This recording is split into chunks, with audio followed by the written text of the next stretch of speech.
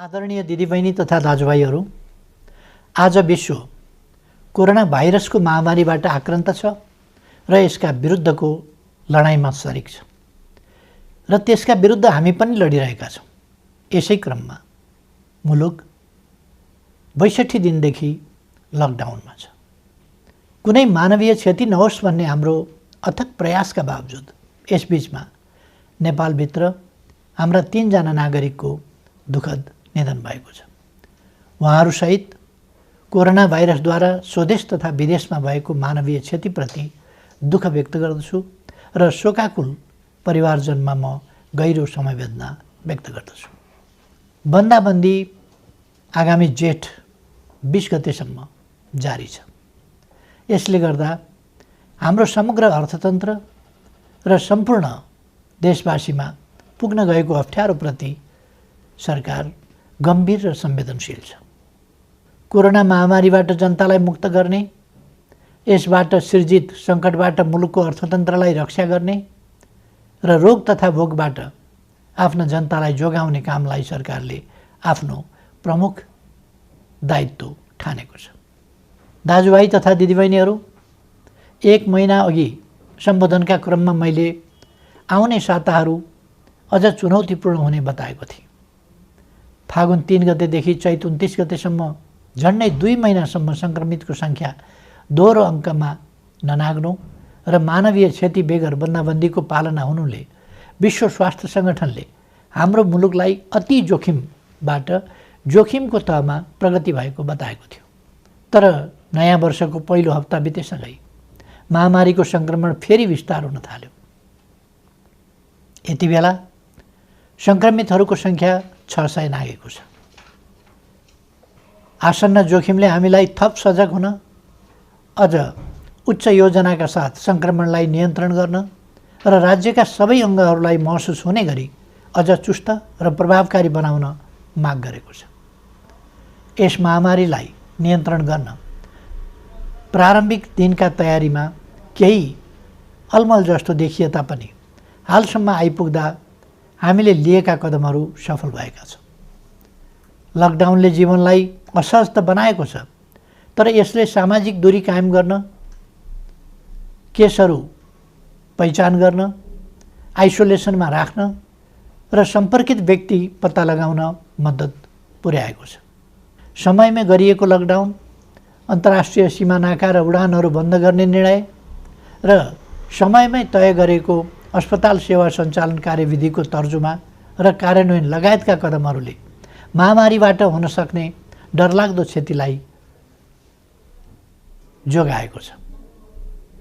यसबीचमा 2 महिनाका शिशुदेखि 81 वर्षीय वृद्धासम्मलाई निको पार्न सकिनुलाई उपलब्धिका रूपमा लिइनुपर्दछ। यसरी दक्षिण एसियाका कतिपय मुलुकहरूको तुलनामा नेपालमा महामारी नियन्त्रणको स्थिति प्रभावकारी छ, तर त्यो ढुक्क भएर बस्ने स्थितिमा भने छैन। कोरोना विरुद्धको हाम्रो लडाईँ निकै चुनौतीपूर्ण र लामो छ भन्ने यथार्थप्रति सरकार सचेत छ। आपूर्तिका सीमित स्रोत भएका कारण औषधि र स्वास्थ्य उपकरणको खरिदमा सिर्जना भएका केही अप्ठ्याराहरू हल भएका छन्। एकमात्र प्रयोगशालाबाट सुरु भएको कोभिड-19 को परीक्षणलाई 7वटै प्रदेशसम्म विस्तार गर्दै 20 भन्दा बढी प्रयोगशालाबाट अहिले तीव्र बनाइएको छ। परीक्षणको दायरालाई विस्तार गर्न किट तथा औषधिको प्रबन्ध द्रुत गतिमा गरी यसलाई यथाशीघ्र अझै उन्नत बनाइनेछ। विज्ञहरूले दिएको सल्लाह बमोजिम कम्तीमा जनसङ्ख्याको 2% परीक्षण विस्तार गर्ने योजनामा सरकार छ। प्रत्येक स्थानीय तहलाई कोभिड-19सँग जुझ्न सक्ने गरी स्वास्थ्य सुरक्षा, स्वास्थ्य सेवा, आधारभूत वस्तुहरूको आपूर्ति र शान्ति सुव्यवस्था कायम गर्न सक्ने तुल्याउन सङ्घ र प्रदेशबीचको सहकार्यलाई थप प्रभावकारी बनाइनेछ।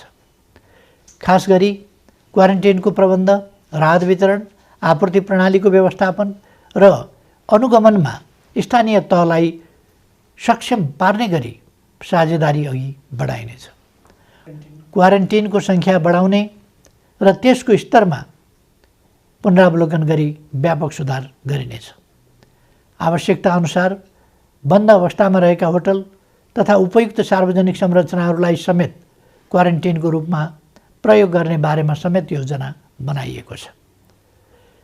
केन्द्रीय योजना र स्थानीय तहको व्यवस्थापनमा सङ्क्रमित नागरिकको स्वास्थ्योपचार र क्वारेन्टिनमा राखिएका व्यक्तिहरूको खानपान तथा हेरचाह व्यवस्थित गरिनेछ। महामारी विस्तार भएको ठाउँलाई सिल गरी त्यहाँ युद्ध स्तरमा परीक्षण तथा नियन्त्रणको कार्यलाई अघि बढाइनेछ।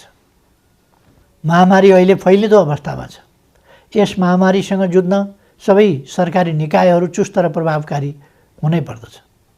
समयको चुनौती सामना गर्न नसक्ने कुनै पनि संरचनाको नेतृत्वको तत्काल पुनर्व्यवस्था गरिनेछ। राष्ट्रिय सङ्कटको यस घडीमा खेलेको भूमिकालाई नै सम्बन्धित व्यक्तिको मूल्याङ्कनको मुख्य आधार बनाउँदै दण्ड र पुरस्कारको व्यवस्था गरिनेछ। कोरोना महामारी विरुद्ध एकीकृत कमान्ड एवं केन्द्रीय योजनालाई थप प्रभावकारी बनाइनेछ। सङ्घ, प्रदेश र स्थानीय तहबीच कोरोना सङ्क्रमण रोकथाम र नियन्त्रणका क्षेत्रमा जीवन्त सूचना, संवाद तथा प्रभावकारी समन्वयका लागि तीनवटै तहमा सम्पर्क व्यक्ति वा निकाय तोकी विद्यमान संस्थागत व्यवस्थालाई अझ चुस्त तुल्याइनेछ। फैलिँदो महामारीप्रति चासो राख्ने र यस महामारी विरुद्धको लडाइँमा कुनै न कुनै रूपमा संलग्न विभिन्न पक्षलाई समेटेर एउटा परामर्शदात्री संयन्त्र छिटै घोषणा गरिनेछ। दिदीबहिनी तथा दाजुभाइहरू, कुनै पनि विषयले कोरोना विरुद्धको जारी युद्धलाई कमजोर पार्न हुन्न भन्नेमा म स्पष्ट छु। मैले पहिले पनि भनेको छु, मानिसका लागि जीवन पहिलो कुरा हो। रोग वा भोग केहीबाट पनि हाम्रा देशवासीको जीवन जोखिममा पर्न नदिन सरकार हदैसम्म प्रयत्नशील रहन्छ। यस कार्यमा सरकार सबै देशवासीबाट आजसम्म प्राप्त सहयोगका लागि आभारी छ र आगामी दिनमा थप रचनात्मक सहयोगको अपेक्षा पनि गर्दछ। अहिले मुलुक बाहिर रहेका नेपालीहरूको घर फर्किने क्रम बढेको छ। मैले नेपालीहरूको ठुलो सङ्ख्यामा कार्यरत रहेका मुलुकका सरकार तथा राष्ट्र प्रमुखसँग गम्भीर संवाद गरेको छु। नेपालीहरूको अप्ठ्यारोमा सहयोग गर्न मैले गरेको आग्रहमा उहाँहरूले निश्चिन्त रहन आश्वस्त पार्नु भएको छ। म उहाँहरू सबैलाई धन्यवाद भन्न चाहन्छु। यसका अतिरिक्त कोभिड-19 को विश्वव्यापी सङ्क्रमणको कारणबाट उत्पन्न असहज परिस्थितिमा स्वदेश फर्कनुपर्ने अवस्थामा रहेका नेपालीलाई स्वदेश फर्काउने व्यवस्था सम्बन्धी विस्तृत योजना सहितको आदेश तत्काल जारी गरिनेछ। विश्वका जुनसुकै कुनामा अप्ठ्यारोमा परेका आफ्ना देशवासीहरूलाई सरकारले समयमै उद्धार गर्छ। समस्याको प्राथमिकता र देशभित्रको तयारीका बीच सन्तुलन मिलाउँदै यो काम छिट्टै सुरु गरिनेछ। सरकार आफ्ना नागरिकप्रति संवेदनशील छ, यसमा निश्चिन्त रहन म सबैमा आग्रह गर्दछु। विश्व स्वास्थ्य सङ्गठनको प्रोटोकल अनुरूप घर फर्कनेहरूको सीमा पार गर्नु अघि अनिवार्य परीक्षण हुनुपर्ने थियो, जसले महामारीलाई समुदाय स्तरमा फैलिनबाट धेरै हदसम्म जोगाउन सक्थ्यो। तर छिमेकी मित्र राष्ट्र भारतबाट अधिकांश घर फर्कनेहरू नियमको पालना र परीक्षण बिना नै अनेक कष्ट झेल्दै ठुलो सङ्ख्यामा सीमा पार गरिरहनु भएको छ। परीक्षणको अभावमा महामारी तीव्र गतिमा फैलिनमा यसले पनि योगदान गरिरहेको छ। स्वदेश भित्रिसक्नुभएका दाजुभाइ दिदीबहिनीहरूले छिटो परीक्षण गर्न, सामाजिक दूरी कायम गर्न, सुरक्षित ढङ्गले क्वारेन्टिनमा रहन र अन्य नियमहरूको पालना गर्न जरुरी छ। यस काममा उहाँहरूलाई आवश्यक सहयोग पुर्याउने थप दायित्व स्थानीय तहको काँधमा आइपरेको छ। यस्तै अवस्थामा जनस्तरमा पारस्परिक सहयोगको आवश्यकता हुन्छ।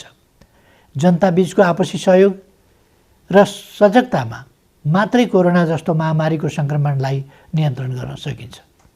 हामी स्पष्ट हुनुपर्दछ, कोही पनि रहरले मात्र विदेशिएको हुँदैन। कोरोना सङ्क्रमण जो कसैलाई पनि हुनसक्छ, कसैले पनि इच्छाले सङ्क्रमण बोकेर फर्किएको पनि हुँदैन। कसैको पनि बोली र व्यवहारबाट घर फर्किएकाहरूको आत्मसम्मानमा चोट नपुगोस् भन्नेमा सचेत रहन म सबै देशवासीहरूलाई आग्रह गर्दछु। घर फर्किएका सबै दिदीबहिनी दाजुभाइहरूलाई आफ्ना कारणले आफ्नो परिवार, छरछिमेक तथा समुदायमा महामारी नफैलियोस् भन्नेमा सतर्क रहन र चिकित्सक तथा प्रशासनको सल्लाह बमोजिम स्वास्थ्य सम्बन्धी अन्य नियमहरूको पालना गर्न अनुरोध गर्दछु। अप्ठ्यारो बेलामा केही तत्त्वहरू जनतामा भ्रम फिजाएर आफ्ना अलग स्वार्थ र उद्देश्यहरू पुरा गर्न सक्रिय हुन सक्दछन्। यसरी जनतालाई भ्रमित गर्दै समाजमा असन्तोष फैलाउन उद्धत गैर जिम्मेवार तत्त्वहरूको बहकावबाट सतर्क रहन समेत आह्वान गर्दछु। विश्वव्यापी प्रवृत्ति र हाम्रो मुलुकमा त्यसको प्रभावलाई हेर्दा यस महामारीको सङ्क्रमण अझै केही अवधि जारी रहने देखिन्छ। समुदायमा सङ्क्रमण थप विस्तार हुन नदिन आवश्यक सावधानीका साथ केही नयाँ कदमहरू चालिनेछ। महामारीका कारण माध्यमिक शिक्षा परीक्षा एसईई सञ्चालन हुनुभन्दा 2 दिन अगाडि स्थगित गर्नु परेको थियो। यो परीक्षा सञ्चालन हुन नसक्दा लाखौँ विद्यार्थी अहिले अन्यलमा छन्। अहिले तत्काल परीक्षा सञ्चालन गर्न सकिने अवस्था पनि विद्यमान छैन। तसर्थ एसईईका परीक्षार्थी विद्यार्थीहरूको सिङ्गो शैक्षिक वर्ष खेर जान नदिन शिक्षा, विज्ञान तथा प्रविधि मन्त्रालयले छिट्टै आवश्यक प्रबन्ध मिलाउनेछ। आवश्यक नीतिगत व्यवस्थासहित मन्त्रालयले भर्चुअल कक्षाको समेत प्रयोग गरी सबै विद्यालयहरूमा नयाँ शैक्षिक वर्ष अन्तर्गतको पठन पाठन सञ्चालनको काम अघि बढाउनेछ। कोरोना भाइरस महामारीको जोखिम न्यून गर्दै आवश्यक आर्थिक क्रियाकलापलाई सुचारू गरिनेछ। सरकारको नीति तथा कार्यक्रममा जोड दिइए अनुरूप खेतीपातीको याम खेर जान नदिन सामाजिक दूरी र आवश्यक परहेजलाई ख्याल गरी कृषि कार्य अघि बढाइनेछ। समुदायमा सङ्क्रमण फैलिन नदिन मानिसको आवागमनलाई आवश्यक मात्रामा सीमित गर्ने गरी प्रशासनिक कडाइलाई भने कायमै राखिनेछ। कोरोना महामारीका कारण थपिन सक्ने गरिबी र बेरोजगारीलाई समाधान गर्न कृषि क्षेत्रको अहम भूमिका हुने कुराप्रति सरकार सचेत छ। ठुलो मात्रामा आधुनिक यन्त्र र प्रविधिको प्रयोग गरी व्यावसायिकीय कृषि उत्पादनको कार्य अपेक्षित मात्रामा हुन नसक्नु, मेहनत तथा लगानी गर्ने उत्पादक र मूल्य तिरेर खरिद गर्ने उपभोक्ताको अहित हुने, तर किसान र उपभोक्ताको बीचमा रहने बिचौलियाले भने अनुचित फाइदा उठाउने जस्ता समस्या कृषि क्षेत्रमा रहेको आजको गम्भीर समस्या हो। यस समस्यालाई सम्बोधन गर्न आवश्यक खाद्य वस्तुहरूको आयातलाई घटाउने, कृषिमा आत्मनिर्भर हुने, क्रमशः कृषि उत्पादनको निर्यात तीव्र पार्ने र कृषि क्षेत्रमा ठुलो मात्रामा रोजगारी र स्वरोजगारी सृजना गर्ने कार्यक्रम हालै संसदबाट नीति तथा कार्यक्रमका रूपमा पारित गरिसकिएको छ। कोरोना महामारीका बीच पनि अर्थतन्त्रलाई चलायमान राख्ने र राष्ट्रिय गौरवका आयोजना लगायत कतिपय विकास आयोजनालाई अगाडि बढाउने हाम्रो प्रयास र प्रयोग सफल भएको छ। कोरोना महामारी बीच पनि माथिल्लो तामाकोशी, मेलम्ची, पोखरा, भैरवा र काठमाडौँ विमानस्थल निर्माण विस्तार तथा रानी पोखरी, धरहरा लगायत पुनर्निर्माणका काम अगाडि बढाउन सकिएको छ। यसले कोरोनालाई छल्दै विकासका काम अगाडि बढाउन सकिन्छ भन्ने पुष्टि भएको छ। अब नियन्त्रणको सीमाभित्र रहन सक्ने थप उद्योगहरूलाई सञ्चालनको अनुमति दिइनेछ। काममा आउने आफ्ना श्रमिकलाई समुदायमा छ्यासमिस नहुने प्रबन्ध गर्ने शर्तमा जुन जुन जिल्लाका श्रमिक हुन् तिनीहरूलाई पहिले कोरोना परीक्षण गरी प्रशासनको निगरानीमा उद्योग व्यवसाय सञ्चालन हुने स्थानमा ल्याउने प्रबन्ध मिलाइनेछ। सम्बन्धित उद्यमीले आफ्नो व्यवसायमा रहने श्रमिकहरूले तोकेको प्रोटोकल पालना गरे नगरेको अनुगमन आफै गरी त्यसको नियमित जानकारी सम्बन्धित प्रशासनिक निकायमा गराउनु पर्नेछ। यसको प्रभावकारिताको आधारमा क्रमशः थप व्यवसाय सञ्चालनको प्रक्रिया अघि बढाइनेछ।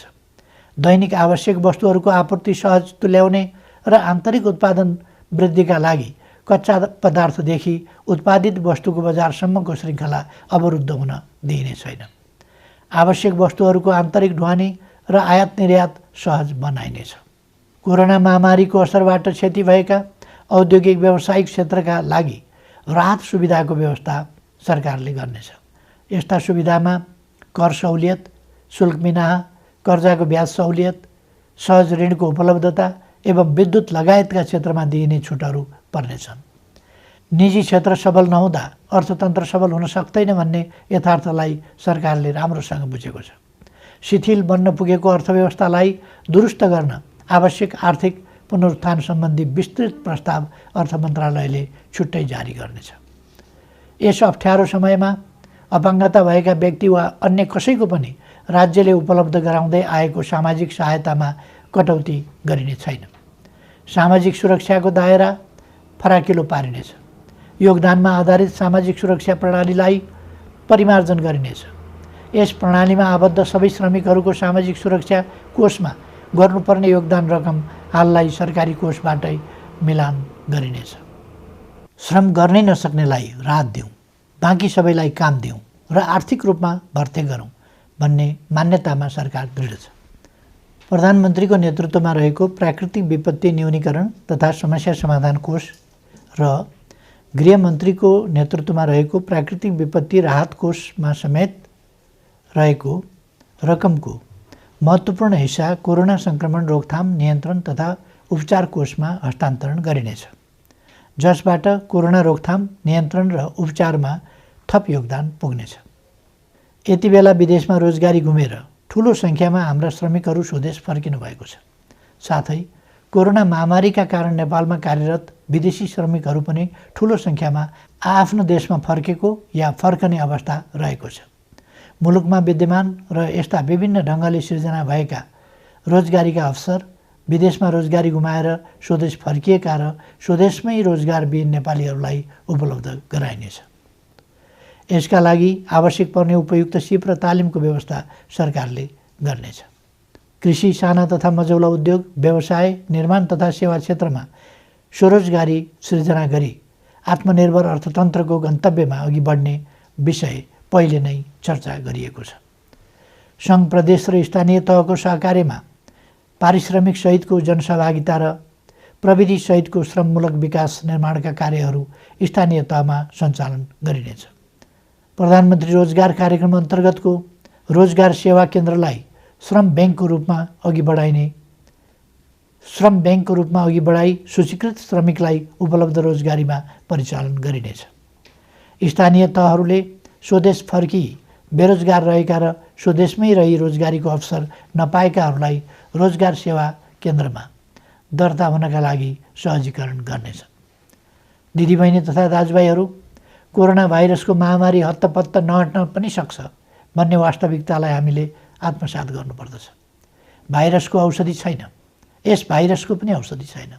विज्ञहरू भनिरहेका छन्, यस भाइरसका विरुद्धको नयाँ खोप पत्ता नलागेसम्म यस महामारी विरुद्ध नियन्त्रण गर्ने उपलब्ध उपाय भनेकै हाम्रो आनीबानी र आहार विहारमा आवश्यक सतर्कता अपनाउनु हो। हालसम्मका उपायहरू हुन् भाइरसलाई व्यक्तिबाट व्यक्तिमा सर्न नदिन, सामाजिक दूरी कायम गर्ने र हरेक व्यक्तिमा प्रतिरोधी क्षमता वृद्धि गर्ने। सोचौँ, हुने खाने हुन् वा हुँदा खानेको अचारको रूपमा होस् वा तरकारी, हाम्रा भान्सामा प्रयोग हुने केही तत्त्वहरूमा किन समानता पाइन्छ? किनकि त्यसमा औषधीय तत्त्व छ। हाम्रा पूर्वजहरूले हजारौँ वर्ष अगाडिदेखि गहिरो अनुसन्धान गरेर प्रचलनको रूपमा अगाडि सारेका, हाम्रो भान्सामा प्रयोग हुँदै आएका ती औषधीय तत्त्वले रोगको प्रतिरोध क्षमता बढाउन बल पुर्याइरहेका छन्। तसर्थ निरोगी नेपाल निर्माणका लागि 5 कार्य गर्न आग्रह गर्दछु। पहिलो, यस महामारीसँग लड्दै निरोगी नेपाल निर्माणमा आफूलाई तयार राख्न उपलब्ध आहारलाई स्वच्छ र सन्तुलित बनाऊ। दोस्रो, लकडाउनको समयमा उपलब्ध फुर्सदलाई स्वस्थ रहन उपयोग गरौँ। शारीरिक र श्वास प्रश्वासको चुस्तताको लागि घरैभित्र व्यायामलाई निरन्तरता दिउँ। तेस्रो, भाइरस फोहोरमा रमाउँछ। आफ्नो शरीर र वासस्थान दुवैको सरसफाइमा एकदमै ध्यान दिउँ। चौथो, स्वस्थ रहनका लागि पर्याप्त आराम आवश्यक छ, यसमा ध्यान दिउँ। पाँचौँ, उच्च मनोबल कायम राखौँ। भय र त्रास, चिन्ता र आशंकाले रोगव्याधिका विरुद्धको लडाइँमा कमजोर तुल्याउँछ। कोरोना भाइरसबाट जीवन गुमाउनेको सङ्ख्या प्रतिशतमा हेर्ने हो भने हामीले सामान्य ठानेका मौसमी रुगाखोकीबाट मर्नेको भन्दा कम छ भन्ने त तथ्याङ्कले नै बताएको छ। नबोलौँ, हरेक चुनौतीको सामना गरेर नै मानव जाति आजको स्थानमा आइपुगेको हो। मानव जातिले सभ्यताको इतिहासमा असाधारण प्रतिकूलताहरूको सामना गरेको छ। हिमयुग जस्ता अनेक कठिन समय पार गरेको छ। औषधि र अस्पताल नै नभएको बेलामा समेत अनेकन महामारीहरूको सामना गरेर अघि बढेको छ। मैले पहिले पनि चर्चा गरेको छु, चुनौतीको सामना गर्ने, लडेको ठाउँबाट धुलो टकटकाउँदै उठ्ने र अघि बढ्ने नेपालीको चरित्र हो। हाम्रो आनीबानी र खानपिन ठिक हुँदा हामी जोगिन्छौँ र कोरोनालाई पराजित गर्न सक्छौँ। त्यसैले सकारात्मक सोच राखौँ। सरकारले यसलाई निरोगी नेपाल निर्माण अभियान भनेको छ। निरोगी नेपाल निर्माणलाई मूल स्वास्थ्य नीति बनाएको छ। प्रकृति मैत्री स्वच्छ जीवन प्रणाली प्रवर्धन गरी नेपालीको रोग प्रतिरोधी क्षमता वृद्धि गर्न निरोधात्मक कार्यक्रम सञ्चालन गर्ने नीति अघि सारिएको छ। हाल कोरोना महामारी विरुद्ध सबै सामर्थ्य लगाउने र कोरोना मुक्त नेपालको स्वास्थ्य सेवामा प्रतिरोधात्मक र उपचारात्मक विधि अवलम्बन गर्न सरकार प्रतिबद्ध छ। नेपालीहरूको मनोबल उच्च छ र प्रतिरोध क्षमता पनि असाधारण छ। यस महामारीलाई सरकारले अघि सारेका विभिन्न उपायहरूसहित आफ्नो उच्च मनोबल र प्रतिरोध क्षमताका साथ पराजित गर्नेछौँ भन्ने मैले विश्वास लिएको छु। सबैमा सुस्वास्थ्यको कामना गर्दछु। धन्यवाद।